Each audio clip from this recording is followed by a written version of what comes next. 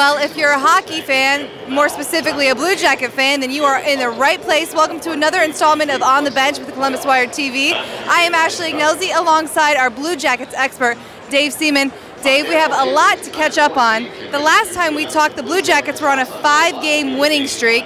A little bit of a different story right now, so why don't you tell us where we're at right now with the Blue Jackets? Well, since we were last with you, the Jackets have now lost 6 of 7 in a row. It's very, very ominous that it's very similar to last year, where the Jackets went into Thanksgiving in the top 8 in the Western Conference and right around the same record. They were 14-6 after that 5-game winning streak, and like I said, since then have lost 6 of 7, and it just seems like everything that has gone wrong or everything that could go wrong has gone wrong in the last 2 weeks. Now, it really seems to me that the special teams are jumping out as a big flaw for this team. Well, the Blue Jackets power play has been anemic. I mean, it's been a problem with the organization going back 10 years.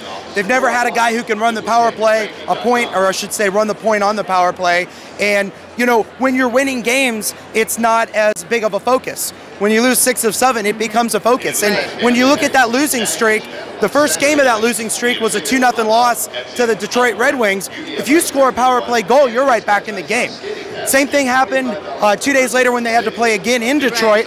And it's just one of those things where it becomes more and more of an issue, especially when you're not scoring on the regular, or when you're scoring 5-on-5. Right. The other issue is the penalty kill. Twice in the last 3 games, the Jackets have given up 3 power play goals, including the other night in St. Louis. Gave up 3 power play goals against the Pittsburgh Penguins in that 7-1 debacle a week ago at Nationwide Arena.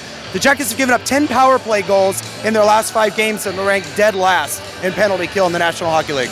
When this team is playing well and firing on all cylinders, so to speak, it seems like they're doing the little things right. How does a team get back to doing the little things right? Well, when you talk about the little things, we're talking about out-shooting your opponent. Obviously, winning face-offs, something that they have kind of struggled with a little bit lately. You also talk about out-hitting teams, out-working, out-shooting teams. These are the little things that they were doing very well, and they're the things that you have to get back to. How do you do it?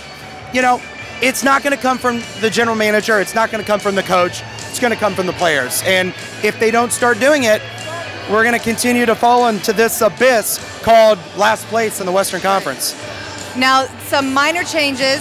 Nikita Filitov has been sent down to the minor league, and hopefully Christian Huselius will be returning soon. Can you share any information with us on that? Well, let's start with Filitov, okay? Nikita Filitov has yet to score a goal this season. He's played 20-some games, all right? Scott Arniel has given him every opportunity. He's moved him up to the top line. He's had him play on the 4th line. He's healthy, scratched him for games. The kid needs to get his confidence back, and the kid needs to find a shot, and it's something that you go down to Springfield. You know, he had a great preseason playing against minor league players. You know, when you're in the preseason, you're not playing against the top guys all the time. So this is an opportunity for Nikita to go back. You know, he's not going to Russia. Okay, he's just going to Springfield. He's just going, you know, I personally think give Nikita Filitov a couple goals, or once he scores a couple goals, he's going to be money. And I predict, or I feel that once he gets going, he'll be back up here with the big club. Now, you talked about Huselius. Huselius has been practicing. Of course, he's got the high ankle sprain. He's been dealing with that since the 3rd or 4th game of the season when he suffered that. And, you know, that's a tricky injury. Rick Nash had it several years ago. He was back. He was not. You know, and they're not rushing him, and that's a good thing. But he's been practicing with the team. He's going to Western Canada with the Jackets this week, and I would suspect that he'll play one of those 3 games. The other thing you got to also bring up is Tommy Sestito. He's been called up. He replaced Filitov. That's more of we need a big guy because Jared Boll's also injured right now, a little minor injury. He got hurt in a fight against the Stars on Monday night, and so Tommy Sestito's a guy who is a big guy, and he is going to go after players. He's somebody that the Jackets, right, maybe get that energy that we might need to maybe spark this team. You mentioned Western Canada. What's up next for the Blue Jackets? Well, the Jackets, they go on the infamous Western Canada road trip.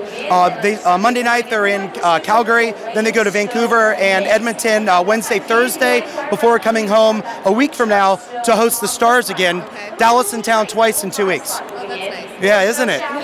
Now, the Blue Jackets have made some wardrobe adjustments. Dave, why don't you tell us about that? Well, of course, the last time we were here, we were on the eve of the Jackets unveiling the 3rd jersey. They have done that. There is a cannon on the jersey, but it really has turned out to be a pretty classy jersey. Light blue and nice crest that says Columbus Blue Jackets. And I think that that's really cool because, you know, when people see the Blue Jackets primary logo with the state of Ohio flag, a lot of people are like, what is this? So now the Jackets have an identity, and or I should say the logo on the jersey has an identity, and it's really cool. And of course the Jackets are wearing it a lot here around the holidays because, well, they want to sell jerseys. Right. Well, Dave, wonderful information as always. Thank you so much. And for Columbus Wired TV and On the Bench with Columbus Wired, he's Dave Seaman and I'm Ashleigh Ignelzi.